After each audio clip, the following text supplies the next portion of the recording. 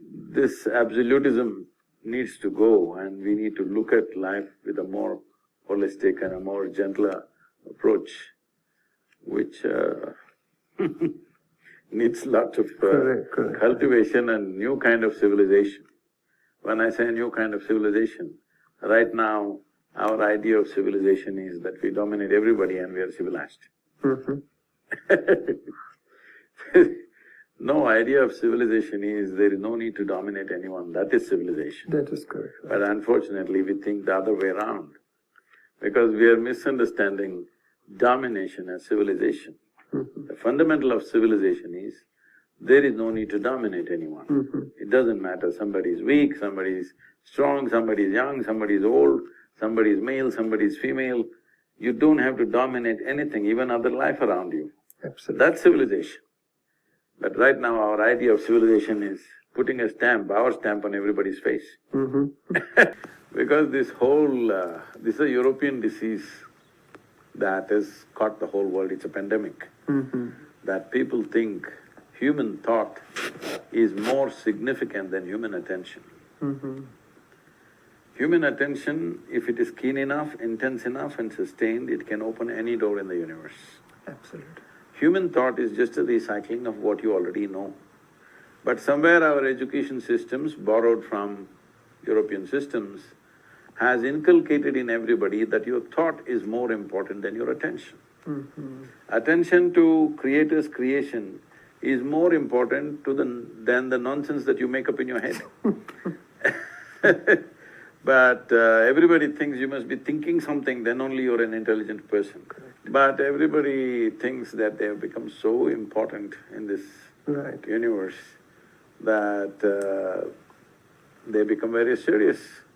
Silly little thoughts that they're creating have become bigger than the cosmos. So, I don't know, for me, life is about attention. How keenly attentive you are is how much you know of life. Because everything that needs to be created is already created. You just have to be attentive and enjoy the bounty of life that's here. Veda is born in the heart of Rishi, They observed it, they saw it, and they wrote it. No, that is a thing right now in the world. Yeah. If you say… if this happens to me all the time, if I say anything, they ask, where is it written? Right. Then I say, you write it, man. Because if you have so much value for written word, you write it. So, this whole thing of the so-called educated and scholarship is, if something is valuable, it must be written, not realizing it was written by some human being out of his realization or observation or whatever he saw right there. So it's not that we don't have respect for the written word, but we must understand that unless in every generation we produce human beings who are beyond the written word, who know from where the written word comes, from what basis, then written word will become very dogmatic and become like a dogmatic religion. People will start enforcing it in a few generations forcefully. So it's very important that every generation we create people who understand the basis of the written word, not just the written word. Correct. Students will understand the written word, but there must be somebody who understands the basis of from where the written word comes, from what basis. So Ayurveda, if it has to become the way of the world, not necessarily in the form that it's come from India, it can happen in so many different ways. The fundamentals are right, but how it finds expression in different societies could be different. If it has to happen, first and foremost thing that needs to happen is that there must be a significance for the creation above your own creation. Correct. Till then, I don't think people will take to Ayurveda. Everybody is looking for a quick fix of some kind. Correct. And people are doing integration of Ayurveda and acupuncture, Ayurveda and chiropractic, Ayurveda and naturopath, and Ayurveda and allopath. Because Ayurveda is all-inclusive, and it doesn't mean that it belongs to India, it can belong to anywhere. Ayurveda is individual's medicine. Ayurveda treat every individual separate. Ayurveda has a unique approach in the sense, pinde pinde matiri bhinnaha, or pinde pinde prakrutiri bhinnaha. So Ayurvedic approach is more prakriti vikruti paradigm. Perhaps one person will handle aspirin because he is kapha, but pitta person will be very super sensitive to the aspirin. It can create severe reaction. So Ayurveda says that to understand the individual and then treat accordingly based upon his prakriti, vikruti, environment, lifestyle, all these have great significant value. 8 years who are invested in it completely, their life was invested in it. Today they're going to college for 4.5 years and becoming Ayurvedic doctors, which I feel is not going to work for this kind of science. Correct. This is not that kind of science, this needs self-observation beyond anything. In modern medicine, they do statistical observation, what is common in 100 people. Based upon that normality, they try to judge the individual.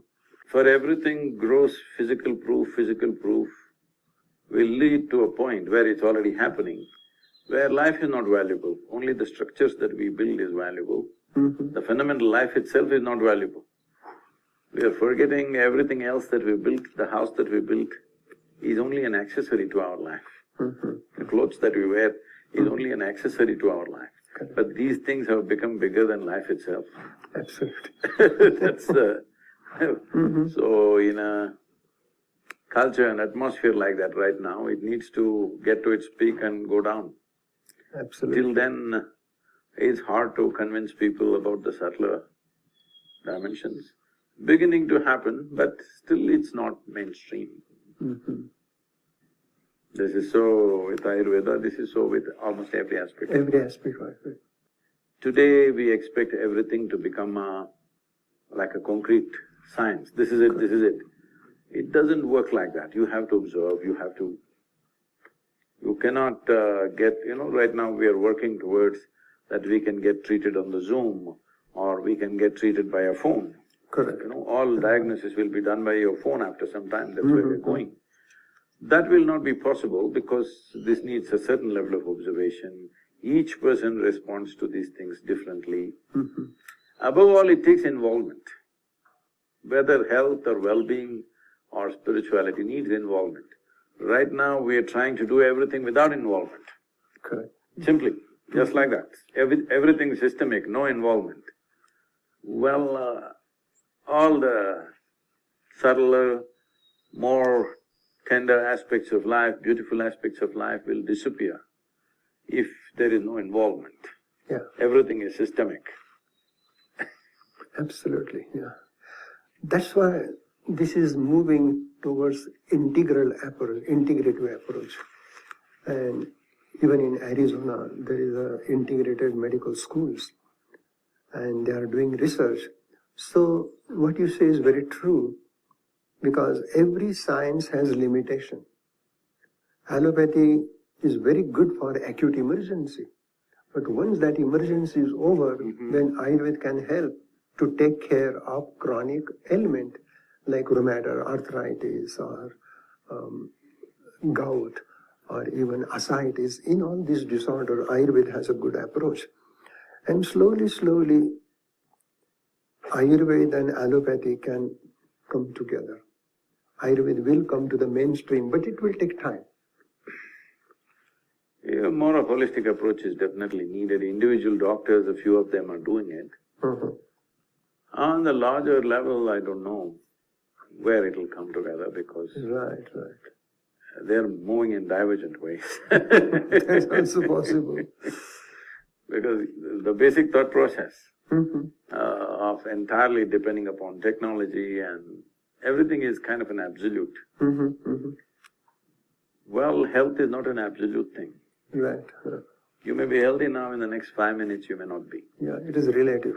It just varies. It's the nature of how life happens. So, these absolute things about you tested my blood in the morning and everything is fine with me, but I may be dead by the evening. Oh, yeah. So many people do, I'm Yeah, saying. yeah.